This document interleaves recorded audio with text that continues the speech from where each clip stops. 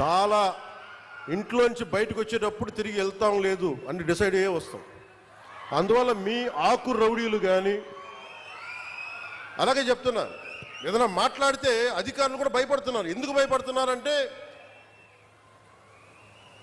చెవుల్లో చెప్తారు, అదే సార్ వాళ్ళ వెనక చాలామంది రౌడీలు ఉంటారండి, కిరాయి హంతకులు ఉంటారంటే, మీకు కరెక్ట్గా యోగి ఆదిత్యనాథ్ లాంటి ట్రీట్మెంట్ కనుక ఒక్కొక్కడికి ఇస్తే,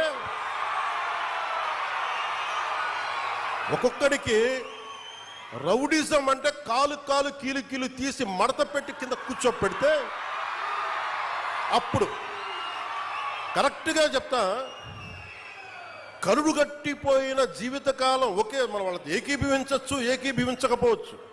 నక్సలైట్స్ తోటి, వామపక్ష తీవ్రవాదులతో మనం ఏకీభవించవచ్చు, ఏకీభవించకపోవచ్చు.